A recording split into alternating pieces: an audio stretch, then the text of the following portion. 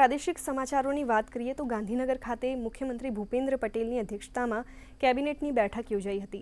આ બેઠકમાં મુખ્યમંત્રીએ વર્ષ 2026-27ના રાજ્યના બજેટની રૂપરેખા પર મંત્રીમંડળમાં વિસ્તૃત ચર્ચા કરી હતી।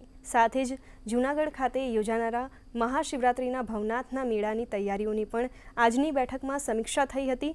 મુખ્યમંત્રીએ ભવનાથ મહાદેવના મેળાને અગાઉ કરતાં વધુ ભવ્ય અને વિશાળ સ્વરૂપ આપવા સૂચનો કરાયા હતા। સાથે પાણી બચાવો સુજલામ સુફલામ જળ અભિયાન 21 ફેબ્રુઆરીથી રાજ્યમાં શરૂ કરવા અંગે ચર્ચા કરાઈ હતી। સુજલામ સુફલામ જળ અભિયાન યોજના એ 21 ફેબ્રુઆરીથી શરૂ કરવામાં આવે।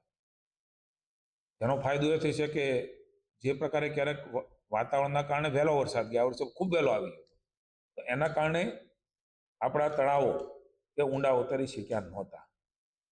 એટલા મહત્વાકાંક્ષી જે યોજના છે 21 ફેબ્રુઆરીથી શરૂ કરવાનો નિર્ણય માનનીય મુખ્યમંત્રીએ સૂચના આપી છે અને એમાં પણ કેટલાક મહત્વની બાબતો પણ ધ્યાને લીધી છે। રાજ્યમાં રિસર્ચો થયા છે કે ગુજરાતના તળો એ પાણીના ઊંચા આવ્યા છે। એમાં આ મહત્વાકાંક્ષી યોજના એ આ વર્ષે ખૂબ વહેલા શરૂ કરવાનો નિર્ણય માનનીય મુખ્યમંત્રીશ્રીએ લીધો છે।